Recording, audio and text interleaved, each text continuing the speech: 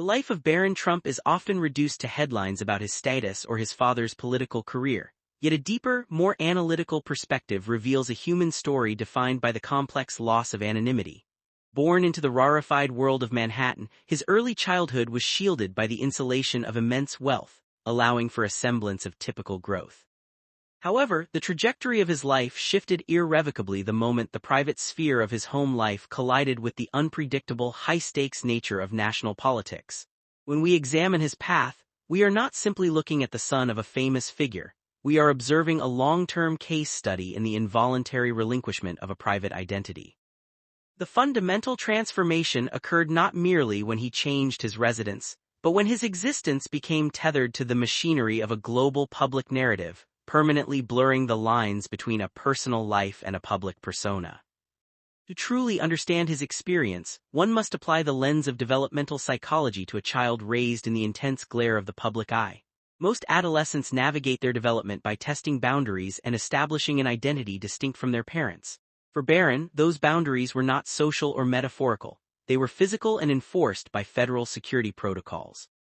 The constant presence of the Secret Service during the most critical years of his cognitive and social development created an environment where the internal growth necessary for adolescence was perpetually interrupted by external regulations. This is not just an inconvenience, it represents a significant alteration of the human experience. When every motion is tracked, the capacity for spontaneity, social risk-taking, and the freedom to make low-stakes mistakes, the very pillars of healthy maturation, is severely curtailed, forcing an adaptation that is necessarily more guarded. The logistical disruption caused by his education provides a concrete example of this loss of continuity. Moving from the Columbia Grammar and Preparatory School in New York to St. Andrews in Maryland was not just a transition between academic institutions, it was an existential shift that severed his primary social networks. For any child, the school environment functions as their foundational society. By removing him from his established peer group during a period where social consistency is vital, the circumstances surrounding his father's presidency effectively stripped him of the normal rhythm of life. The analytical lens here is not focused on the luxury of these schools, but on the lack of stability. He was denied the ability to cultivate long-term, stable relationships, a developmental deficit that carries profound implications for one's social confidence and identity formation, regardless of their socioeconomic status. The impact of the modern, relentless news cycle on a developing child cannot be overstated in this context. From the moment the Trump name became synonymous with the presidency, Barron was placed in a position where he functioned less as a subject of his own life and more as an object of public projection. Observers often did not see a boy navigating the complexities of puberty. They saw a symbol of their own political frustrations or their specific ideological aspirations. This form of objectification is a unique and corrosive type of social pressure. When the collective world perceives an individual as an extension of a controversial, polarizing figure, that individual loses the capacity to be assessed on their own merits. This creates an environment of permanent high-definition surveillance, where the subject is always aware that they are being observed, interpreted, and critiqued by an invisible global audience. Furthermore, the logistical reality of his daily life within the White House, and the years that followed, serves as a metaphor for his lack of personal agency. Every event, from standard holiday celebrations to academic pursuits, was filtered through the lens of institutional security risk assessments. This level of oversight dictates that the individual must always maintain a defensive posture. When you are trained, whether implicitly or explicitly, to be constantly wary of your surroundings, your behavioral patterns shift. You become more introspective, more deliberate in your movements, and significantly less spontaneous. For a young person, this represents a forced suppression of the essence of youth. The desire for carefree exploration and the ability to interact with the world without the burden of a pre-existing calculated plan for safety, exit, or avoidance. The media's treatment of Barron has frequently crossed the precarious line from political commentary into personal harassment.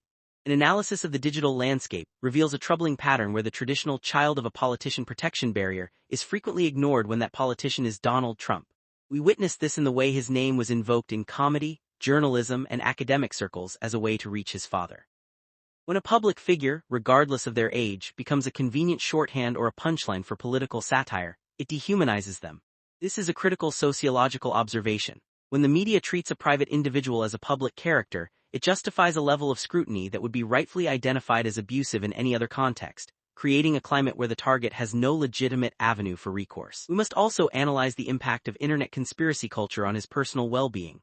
The viral rumors and speculative videos regarding his health and development were not harmless internet chatter. They were a distinct form of digital violation.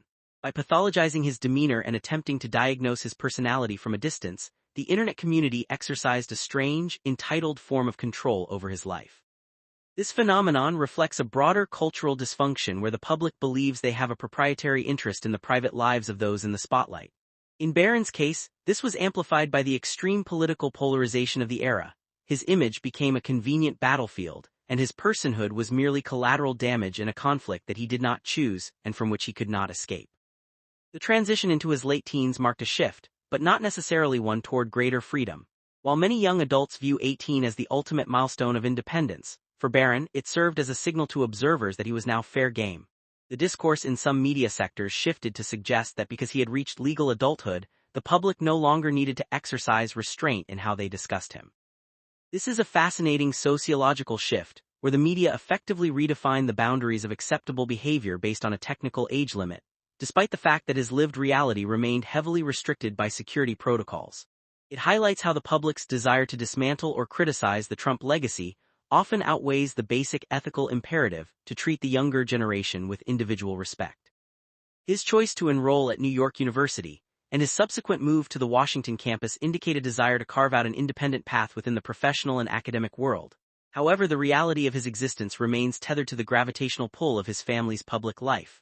For the typical college student, moving away from home is an act of detachment, a way to build an identity independent of their upbringing. For Barron, the persistent presence of protective details makes that kind of psychological and physical detachment virtually impossible. The analytical question here is how an individual develops a truly private self when the apparatus of the state is a permanent fixture in their daily routine. This creates a specific acute form of isolation where one is constantly surrounded by people, yet fundamentally unable to be seen as just another person. As we observe his stated interests in business and finance, we see a psychological pattern of seeking legitimacy through achievement. This is an understandable response for an individual who has had their identity defined by external forces for their entire life. By pursuing tangible success, academic credentials, real-world experience, and professional networking, he is attempting to build a narrative that is authentically his own. However, he is operating in a sphere where the rules and the visibility were largely established by his father. The challenge for him is whether he can successfully decouple his personal professional journey from the overwhelming shadow of the family brand, or if his future will always be interpreted as an extension of the political influence he was born into. The documentary footage provided by his mother, Melania Trump, offers a rare glimpse into the strategies of protection used to shield him. Her insistence on limiting his public appearances and controlling his visibility is a protective mechanism in a world where exposure equates to risk. This reflects a reality where privacy is not a luxury or a right, but a commodity that must be actively managed and guarded. When photos are released or his presence is required at public events, it is done with a high degree of precision, minimizing the opportunity for intrusion. This is a calculated response to a reality where the family knows, based on past documented threats, that even minor lapses in control can lead to serious, tangible danger. One of the most revealing aspects of this situation is the juxtaposition between the public perception of his privilege and the reality of his limited mobility. Many people interpret the wealth and status as a life of endless possibility, but in reality his choices have been remarkably narrow. He has been directed towards specific schools, specific environments, and specific modes of transit for his entire life. When you are constantly being ushered, protected, and moved, your ability to exert control over your own trajectory is inherently compromised. The analytical truth is that while he has access to resources, he lacks the one resource that most humans value most in their youth: the ability to move through the world anonymously and spontaneously.